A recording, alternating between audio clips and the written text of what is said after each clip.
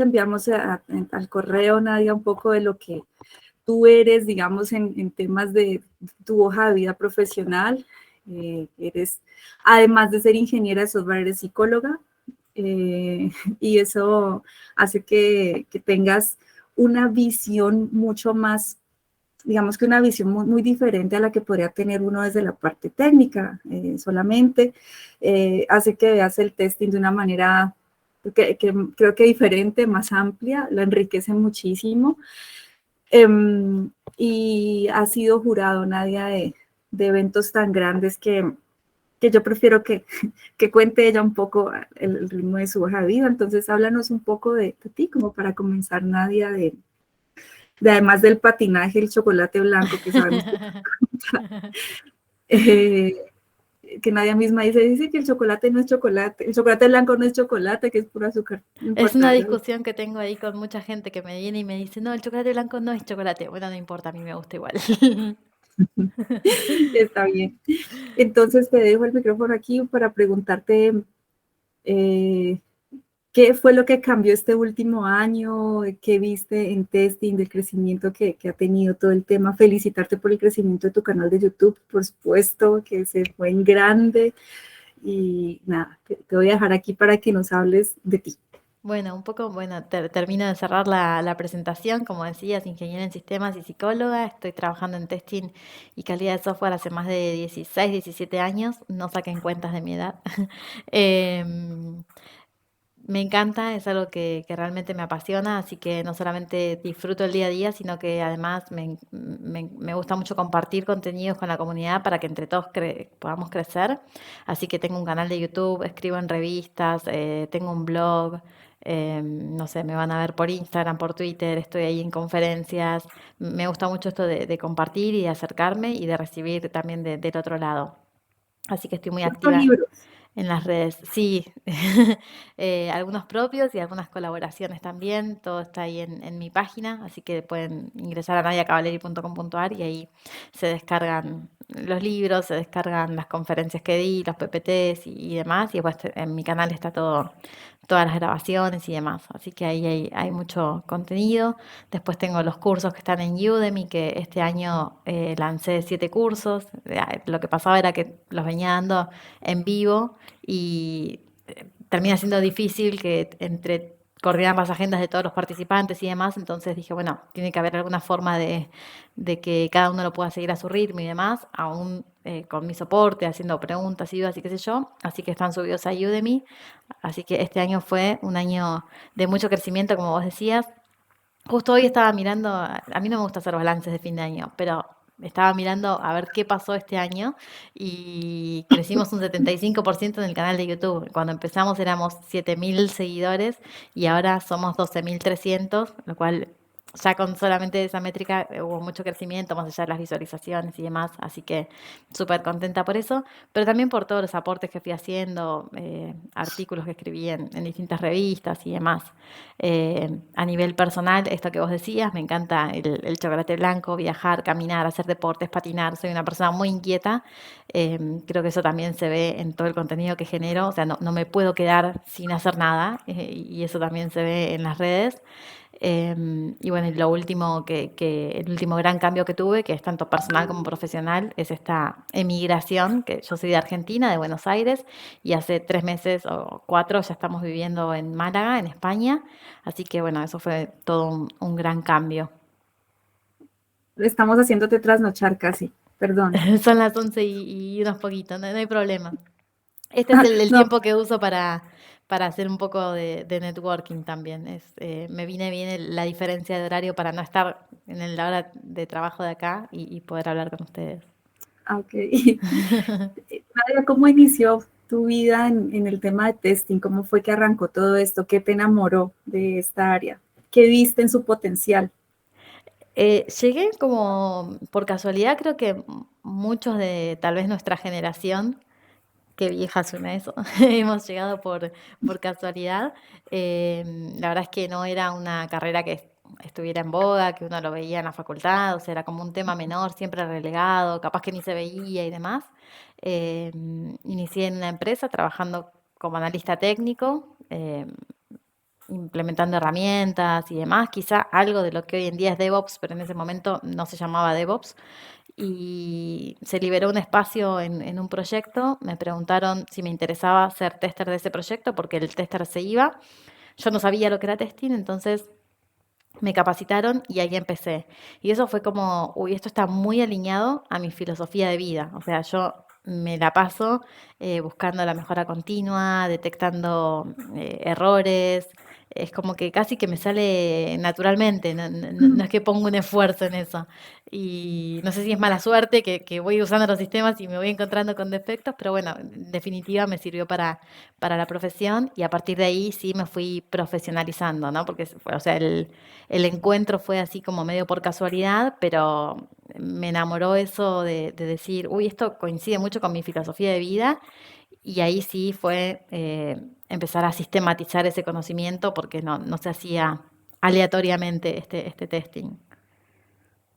Y entre los retos más grandes que encontraste o dificultades más grandes que encontraste, porque entiendo que era algo como inmaduro, digamos, en la empresa como algo muy nuevo, y parece que han pasado los años, pero muchas empresas siguen viviendo en medio de la inmadurez de lo que implica hacer testing. Entonces, a veces testing se sigue viendo como una isla, a veces seguimos teniendo problemas de configuración de ambientes, bueno, todo ese tipo de cosas. Parece muy extraño estar hablando de esto después de tantos años del crecimiento de tecnología, pero se sigue presentando más frecuentemente de lo que quisiéramos. ¿Cuáles fueron como los mayores retos que tú encontraste ir involucrándote en esa área, en ir, no sé, generando como toda la metodología de trabajo que ibas generando? ¿Cómo hiciste para que se contagiaran, digamos, de toda la necesidad y la importancia de lo que implica nuestro sector? Creo que el haber llegado como muy temprano ayudó a poder armar y contagiar y tener como la autoridad, entre comillas, de poder proponer y hacer un montón de cosas, ¿no? Eso pasa cuando está todo desarmado. Entonces creo que esa fue una de las facilidades. También la empresa para la que trabajaba ayudó mucho con algo que se llaman comunidades de práctica, que hay una charla que seguramente está subida en YouTube, la di en Testinui, pero la di en un montón de otros lugares. En mi canal está, de hecho, que es como a través de esta herramienta, que es que todos los testers se juntan con una dinámica en particular y demás dentro de la Ujú. misma empresa, esto se va contagiando, esto se van resolviendo problemas que son recurrentes, se van compartiendo y se van buscando tendencias y aprendiendo. Bueno, como un montón de beneficios que trae esto, y creo que esa fue una herramienta que me ayudó mucho. Ahora, en relación a los desafíos, tal vez ese es un desafío más asociado al testing como carrera, llamémoslo como profesión, digamos, pero también hay desafíos que son como propios y que cada uno va a ir haciendo su camino y se va encontrando con esos desafíos que son propios. Particularmente en mi caso, uno de mis mayores desafíos fue dar conferencias en inglés cuando yo no tenía un nivel de inglés muy bueno, tal vez era un nivel de inglés intermedio. Me había postulado para dar una conferencia en España, había quedado Recuerdo. seleccionada, me pagaban el viaje, me pagaban todo y yo estaba como re feliz. Y 15 días antes me avisan que la conferencia era en España, pero en inglés, y yo me quería Me matar acuerdo. porque era como, no, ¿cómo puede ser esto? Yo no estaba preparada para esto. Y con mi nivel de exigencia, bueno, fue como 15 días encerrada, estudiando lo que iba a decir, aprendiendo, equivocando. Bueno, ese fue como un gran reto profesional, digamos. Recuerdo mucho eso porque además creo que fuiste a Rumania a hablar, a hacer algo de la charla. Lo que rompió el hielo fue España y a partir de ahí me empezaron a contactar de otros lugares. Tuve la posibilidad de dar la misma charla en Alemania, en Rumania, en Viena. Sí, una vez que se abrió esa pequeña puertita, ya después llegó un mundo. Me acuerdo mucho que hablamos de eso y tocaste el tema del inglés otra vez y aquí es algo que se nos vuelve una dinámica casi que necesaria. Hace unos días sostení una reunión con mi mamá, incluso decía, yo no hablo inglés porque me obligan a hablar inglés, como la forma de pensar de ella de antes.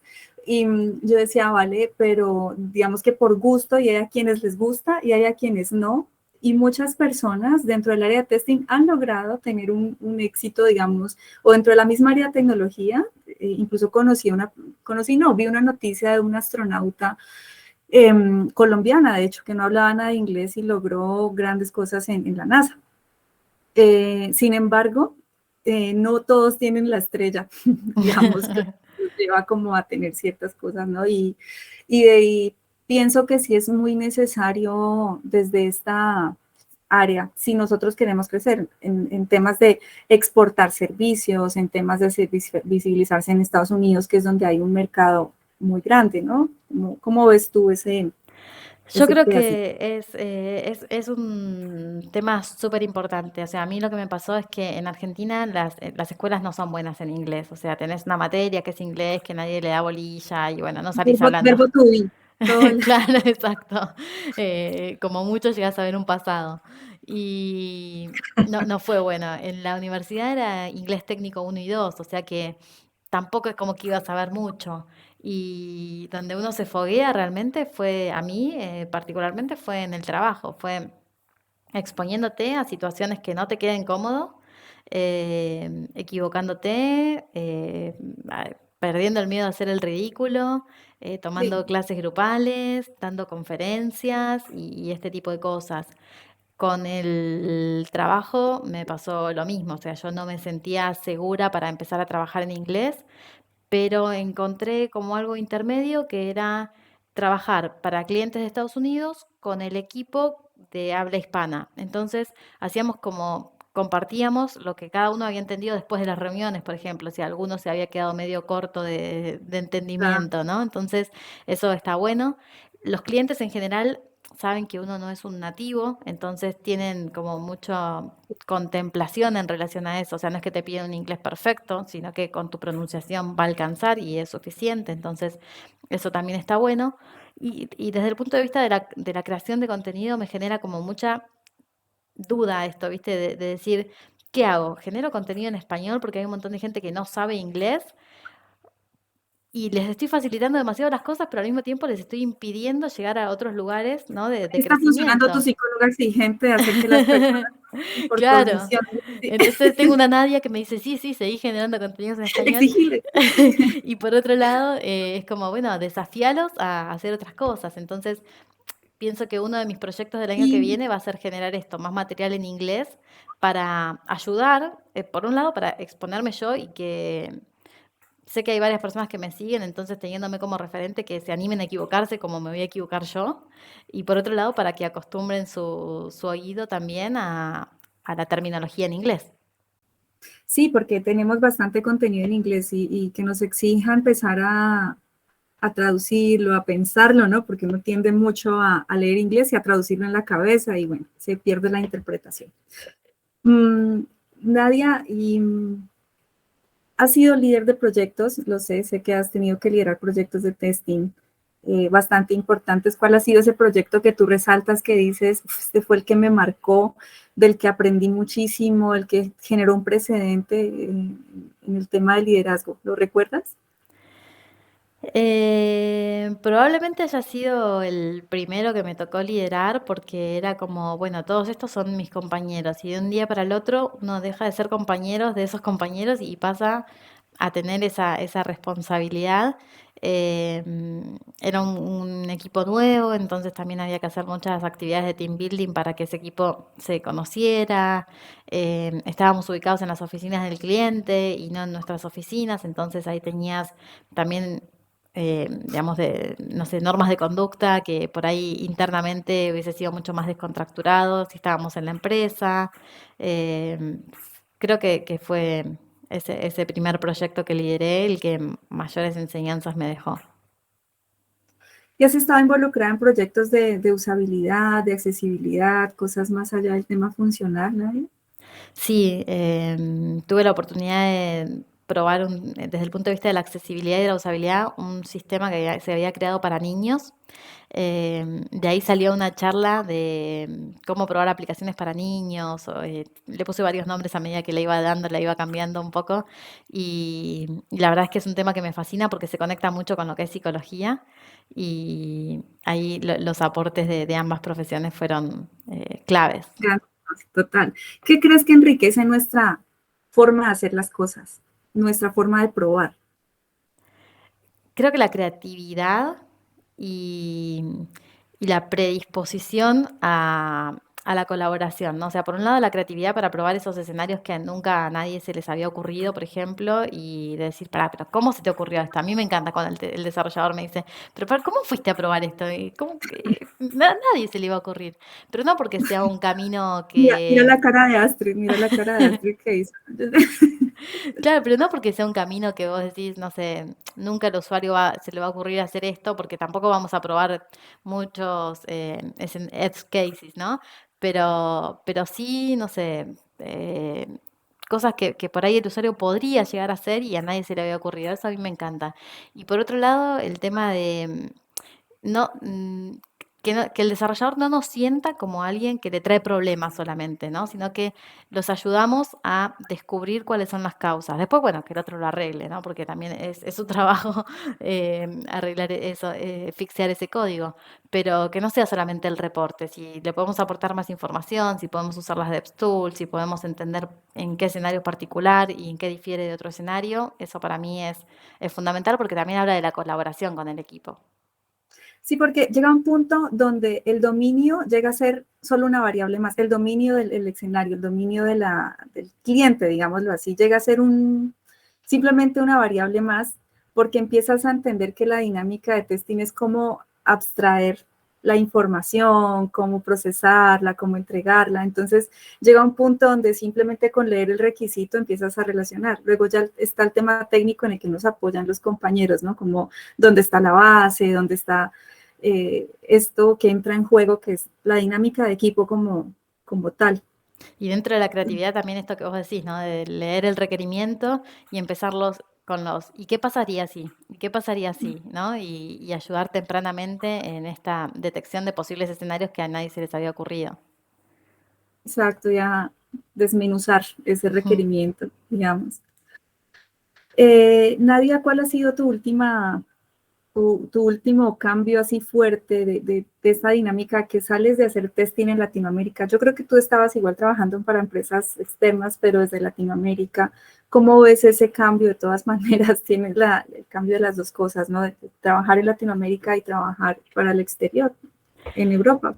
Yo creo que lo que más cambia no es la forma en que se hace testing, porque el testing la verdad es que se hace de la misma manera y nosotros como latinoamericanos tenemos un nivel excelente de testing y estamos a la altura de lo que se hace en el mundo.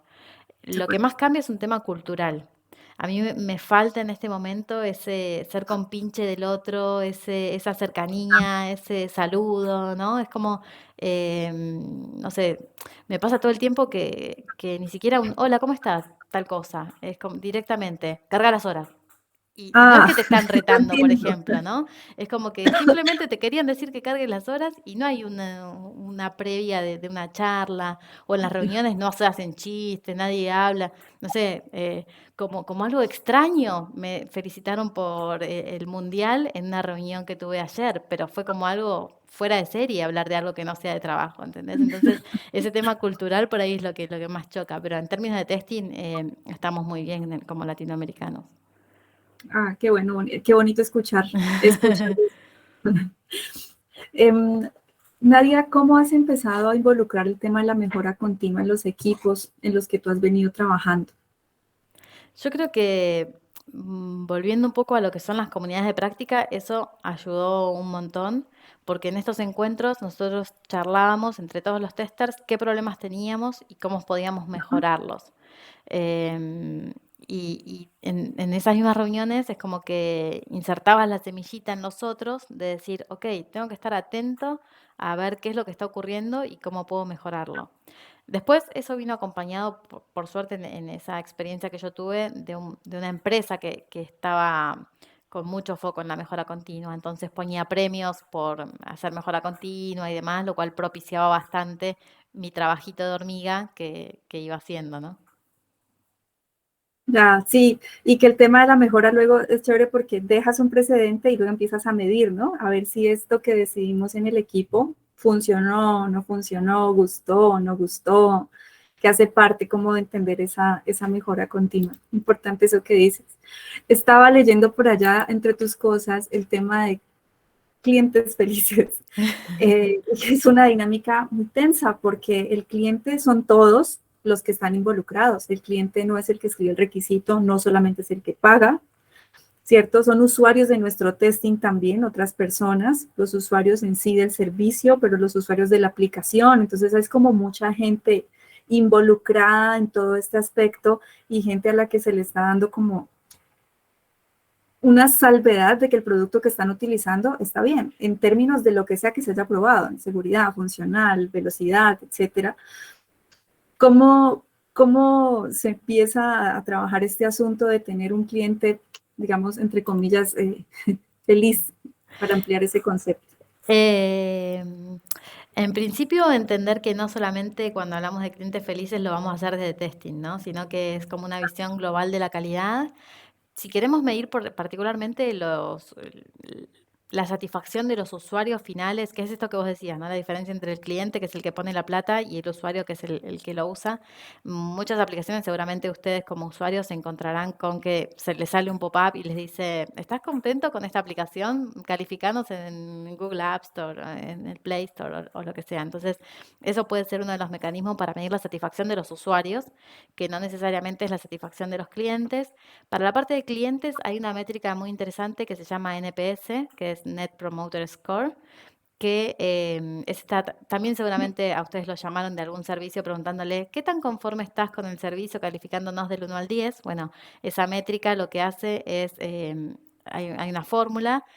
Se considera promotores a aquellas personas que califican como 9 o 10, detractores a los que califican como menos de 7, de 6, perdón, y los que son 7 y 8 son neutros, no califican para la métrica. Con los promotores y los detractores se saca una fórmula y eso lo que les permite es compararte a nivel internacional. Entonces, en Qualitas, suponete que empiezan a medir esta satisfacción de los clientes y pueden compararse con cualquier otra empresa del mismo rubro. Y lo mismo con cualquier empresa de cualquier rubro, porque esto es como está estandarizado y hay un catálogo de NPS para cada industria. Entonces uno puede saber qué tan contentos están los clientes de tu empresa respecto de otra que hace lo mismo que vos. Buenísimo eso para medirlo, porque se pueden medir por nichos de equipo, por ejemplo, si se quisiera llevar a un nivel interno, ¿no? Exacto. Nadia, hay un tema que es todo este tema de la agilidad y que me acuerdo que con Lisa Crispin salió todo esto del Agile Testing y luego muchas personas empiezan a decir, oye, es que no existe el Agile Testing, existe la metodología ágil o existe un marco de trabajo ágil, pero en sí el testing Agile como que no, más vale es cómo involucra las actividades de testing en un marco de trabajo ágil o en cualquier otra cosa. De hecho, ahora le cambiaron el nombre, ya no es Testing Agile, ya no se certifican así, sino como en Holistic Testing, ¿no? El tema del testing desde el principio a fin, en todo este ciclo de DevOps, una cosa súper loca que me estalló cuando lo vi en la presentación y quedé, ¡pum! Y tú empiezas a hablar de que el testing, de que de la agilidad nos hizo más amigos a los testers y a los desarrolladores, porque todavía se siente a veces que, justo anteayer nos pasó, mira, es que el desarrollador está diciendo que no hice, que hice mal, no me entrega la información, y no es solo el desarrollador, sino el equipo de desarrollo, el equipo de análisis, que todavía le falta levantar bien los requisitos y siempre el que lleva la carga pesada es el tester, ¿no? En últimas, porque es al que básicamente queda con la carga de pasó por tus manos porque tú fuiste el que lo probó y el que tiene que garantizar que eso quede bien. Entonces, ¿cómo nos hizo más amigos ese tema ágil? A mí me gustó lo que dijiste de esto de que antes era testing ágil y después pasó a ser testing en contextos ágiles, ¿no? Porque yo cuando creé el curso de testing en contextos ágiles digo, ¿qué nombre le pongo? Porque la gente lo va a buscar como testing ágil o agile testing. No te Pero si le ubicas. pongo ese título lo estoy poniendo mal, o sea, estoy hablando mal de mi propio curso. Entonces le quedó todo el título largo de testing en contextos ágiles y sí, bueno, es esto de que también de que son modas, ¿no? Uno entiende qué es lo que se quiere decir, pero va cambiando el nombre de, no sé, lo mismo con lo que hoy en día es DevOps, pero no es algo nuevo, sino que antes había un especialista en herramientas y antes había un analista técnico y bueno, y esto también fue cambiando de nombres y siempre cambian de nombre las cosas en sistemas. Claro, te iba a interrumpir porque, perdón, me hiciste acordar de el testing en contextos ágiles y me acuerdo de las metodologías y vas a ver un tema de testing ágil y terminan hablando de Scrum y es como, me estás hablando de una de un marco de trabajo que es ágil, no me estás hablando de testing ágil en sí, o sea, sigo viendo el análisis, el diseño. Exacto. Bueno, y Perdón, lo mismo cuando vos decís Scrum, ¿no? Algunos te definen, no, sí, porque Scrum es una metodología y entonces viene un purista y te dice, no, no es una metodología, es un framework, es un marco de trabajo. Bueno, yo soy entonces, un purista de eso. claro, Cada vez que entonces alguien ahí, dice que es una metodología, se muere una... entonces, claro, es como, bueno, en algún punto uno deja pasar estas cosas para poder ir de lleno a la conversación que uno tiene que ir, porque si nos vamos a frenar en cada partecita es como que no terminamos más. Pero sí, es un poco de esto que vos decís. Y particularmente esto que yo planteaba de ser más amigos es porque muchos tal vez no conocen esto porque recién están llegando a testing y son nuevos y demás, pero antes las relaciones siempre fueron como medias ríspidas porque, claro, uno es el que viene y te reporta algo que vos estás haciendo mal y si vos te lo tomas muy a pecho, esto como digamos, muy personal, te puede caer mal y antes a los testers se los medían por la cantidad de errores que uno detectaba o reportaba y entonces uno reportaba cualquier cosa con tal de tener una métrica súper alta. En cambio, la agilidad vino como a romper un poco estos esquemas y nos paró desde otro lugar, ¿no? Desde todos construimos software, la calidad es responsabilidad de todos, somos un equipo, no es que hay testers y desarrolladores, sino que entre todos construimos esto mismo. Esa charla está buena, está subida también a mi canal y tiene muchas analogías con lo que es el fútbol porque fue dada en momentos de mundial, así que está ahí para comparar un poco. Es verdad. Y estás diciendo como si fuera antes, había fricción. Es chistoso porque son cosas que siguen pasando y con las que todavía tenemos que lidiar en nuestros equipos. Estaba pensando en otra pregunta ahorita que estabas hablando de esto y se me fue. Debí apuntarlo. Interrumpirme en ese momento. No, pero bueno, Sí, con lo que vos decís esto del antes y el ahora, yo un poco lo que planteé en la charla es como que hay dos factores que hacen que las relaciones sean o hayan sido un poco de rivalidad. Unas tienen que ver con todo aquello que puede cambiar la metodología y lo logró cambiar. Pero después hay otras cuestiones que son muy personales y son de cada uno de nosotros y eso la metodología no lo va a cambiar. O sea, si a un desarrollador le reportan un defecto y ese desarrollador tiene un alto nivel de exigencia y la persona se lo comunica mal y demás, es probable que el desarrollador lo tome a mal, que empiece a darse latigazos, ¿no? Es como, hay aspectos muy personales también en donde la metodología no interviene. Entonces, hay relaciones que siguen siendo así, digamos. me estaba acordando, ya sé qué era, y es el tema del QA y el tester, ¿no? Que se nos volvió como, ay, qué lindo suena QA. Digámosles QAs a todos. Háblanos un poco de esa diferencia, Sí, Nadia. a mí me mata. Es lo mismo que vos decís de la Y metodología también, y el framework. Bueno, también muere alguien cuando se confunden estos ya voy términos. como, respiremos. Sí, cada vez me vuelvo un poco más tolerante porque cada vez se confunden o se usa más sin esta diferenciación. Pero básicamente el tester es el que se ocupa de verificar que los sistemas funcionen como se esperaría que funcionen y proponer mejoras y se encarga desde el punto de vista del producto de software que estamos construyendo. En cambio, QA se encarga de proporcionar calidad y evaluar esa calidad a lo largo de todo el proceso, ¿no? Entonces, tal vez está más del lado de una auditoría de cómo se hacen las cosas. Siempre pongo el ejemplo de cómo construir algo, ¿no? O sea, tal vez en QA podemos ver si el proceso de construir este celular se hizo correctamente. Ahora, eso no habla de que este celular funcione bien, ¿no? Entonces, eso sería testing. Y bueno, y cada vez en más búsquedas laborales aparece esto de busco un QA tester o un Ajá. QA analyst. Y cuando te pones a leer la descripción, no hace nada del proceso, o sea, es puro testing, ¿no? O un QA engineer y solo hace automation. Entonces, bueno, ya quedaron medio desdibujados los términos, pero en cada curso que tengo hago taca, taca, taca, taca, así les machaco la cabeza a mis alumnos para que quede clara esa diferencia. Se ve ahí en la cabeza. Porque Sí, ahora tal sí, cual. QA Automation es automatiza un proceso, es Quality Assurance. Claro. Y ya está. Yo, bueno, ya son las 5:35. Les quiero acá a los muchachos preguntar si tienen algún día las niñas, que, yo les decía, hicimos la reunión de fin de año y hay más mujeres que hombres esta vez, y yo decía, ¿en qué momento nos invadieron?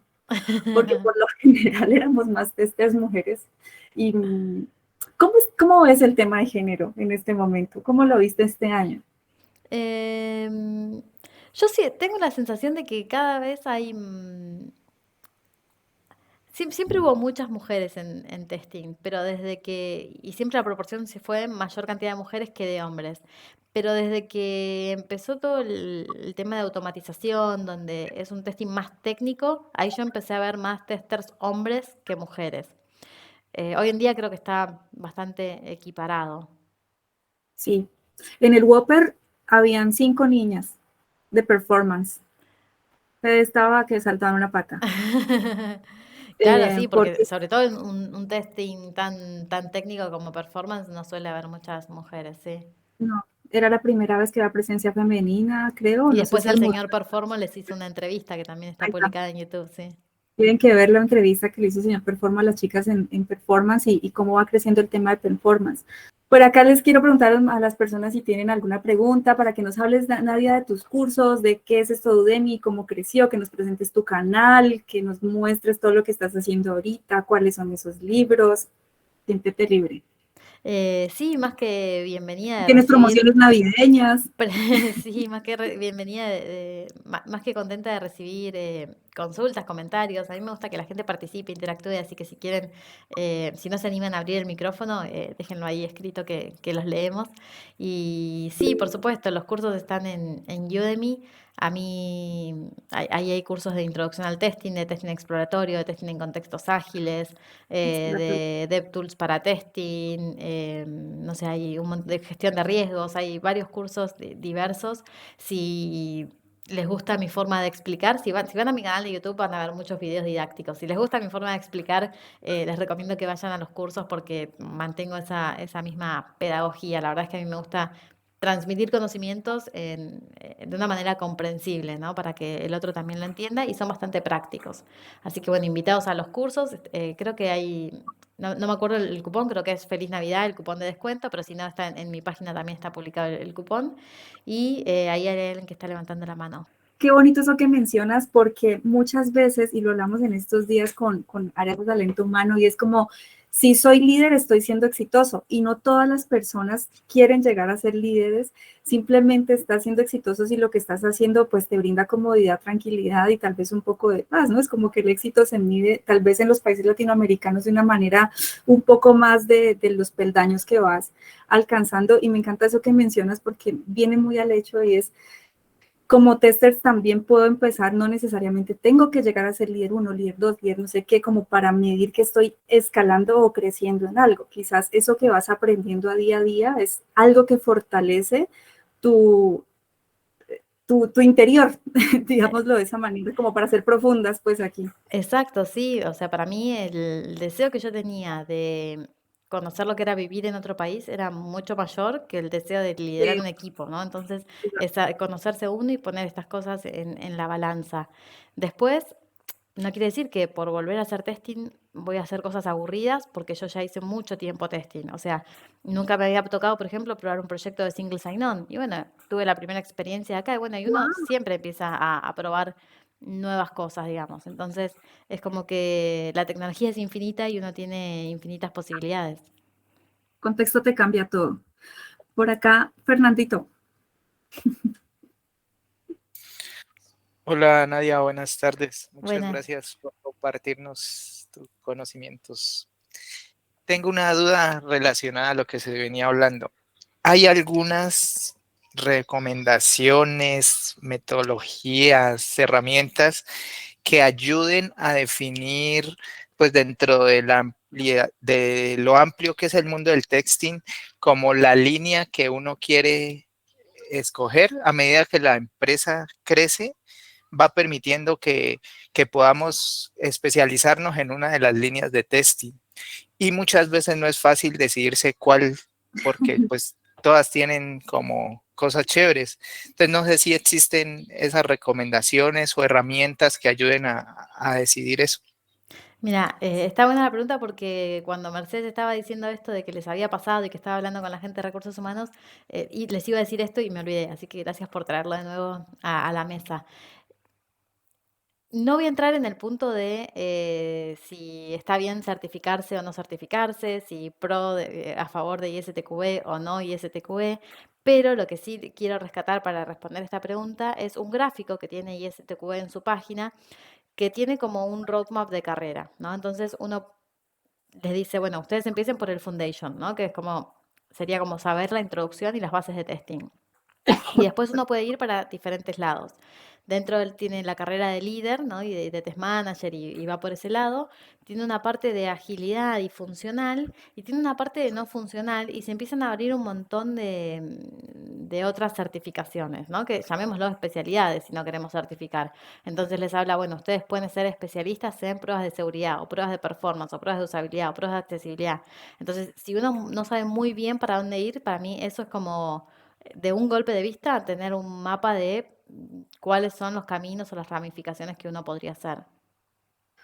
Y sabes qué me pasa a mí, eso tan importante que tocó Fernando también, y es que a mí me pasa mucho que empiezo a ver que sale lo que tú decías hace rato, sale una moda y todo el mundo automatizar, todo el mundo. Entonces automatizan en esto y empieza a generarse más demanda y ya se baja la oferta. Es como que miren hacia dónde está yendo el mercado, sí, pero también tengan mucha conciencia de qué tanto arrastra ese mercado y qué tanto se abandona por ir atrás de lo que pone el mercado, ¿no? Entonces eso también como quería como agregar ahí. ¿Y qué tantas ganas tiene uno de hacer lo que el mercado dice?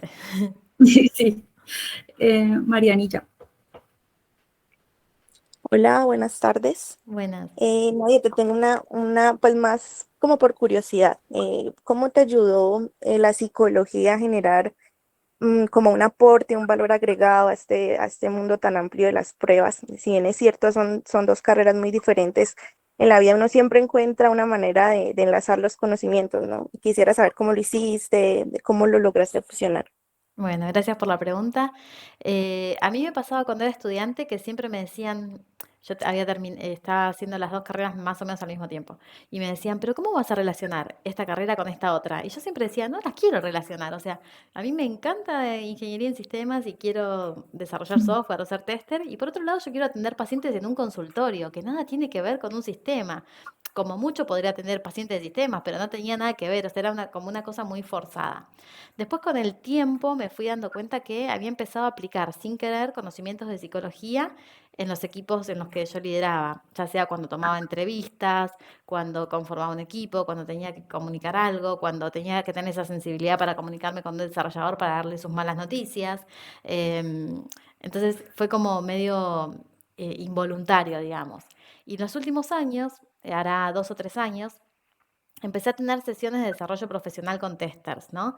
Que también surgió medio espontáneo porque había gente que me decía, che, ¿no me ayudás a mi desarrollo de carrera y qué sé yo? Y bueno, y después eso lo transformé como en un servicio de alguna manera.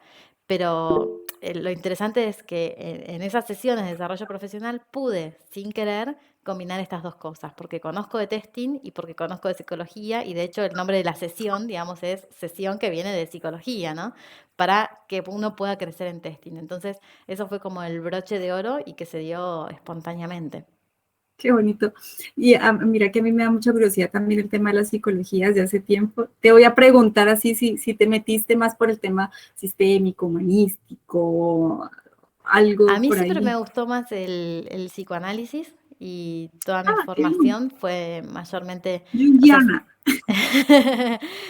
si bien la universidad en la que me formé fue una universidad en la que se vio muy poco psicoanálisis, por fuera de la universidad me terminé formando en psicoanálisis y de hecho los pacientes que Bien. llegué a atender fueron desde esa perspectiva. Después tuve que dejar de atender pacientes porque tenía una vida además. Ah, qué bueno, me encantó eso. Gracias, Mariana, por esa pregunta también. Carlos. Hola, buenas tardes. Muchísimas gracias por esto. Está muy, muy chévere e interesante. Sino que me surge una duda, es con respecto a qué deberíamos tener en cuenta, aparte del inglés para trabajar en el exterior. Y la otra pregunta es por qué se fue de Argentina a España.